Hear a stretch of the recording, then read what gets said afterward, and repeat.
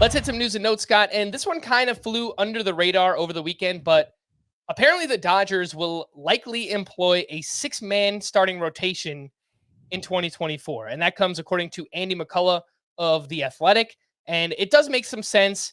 Yoshinobu Yamamoto coming over from Japan, where they only pitch once per week. Tyler Glass now has an extensive injury history. Bobby Miller is a young starting pitcher. Walker Buehler is coming back from his second Tommy John surgery. And get ready for next year when Shohei Ohtani is going to require a six-man rotation anyway. Yeah. Does this worry you at all when drafting Dodgers starting pitchers? Obviously, the investment is pretty high on all four of those names that I just mentioned. I think they're all going in the top 30 starting pitchers, but obviously it could limit some volume and two-start weeks. What do you make of the Dodgers rotation?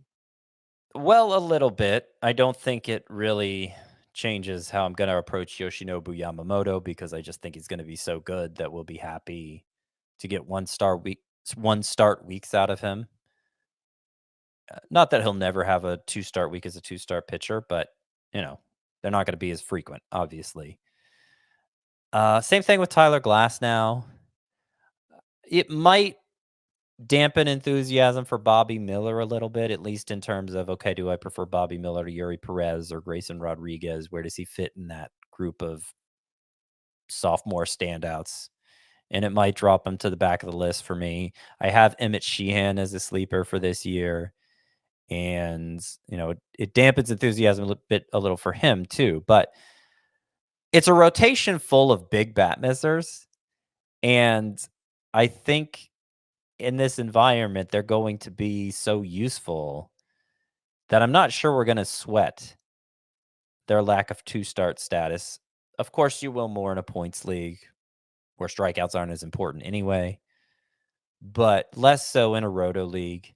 And I'll also add that while it works in theory, it may be hard to maintain over the full season.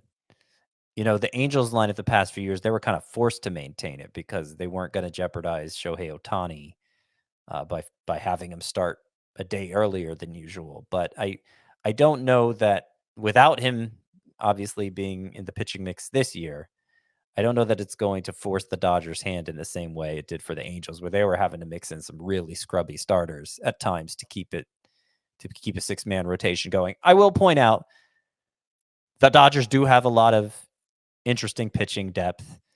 Kyle Hurt, I like a lot. He may wind up in the bullpen, but if he doesn't, I don't know. I'm getting some Spencer Strider vibes there, as good as he is at missing bats. But the reliever risk is what drops Kyle Hurt off a lot of prospect rankings. He is in my top 100. I like him a lot. Of course, Gavin Stone is still kicking around. No pun intended.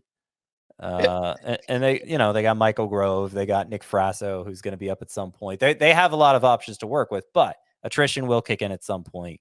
And maybe those options are depleted to the point that it's difficult to go six-man. And so they may not stick with it all year.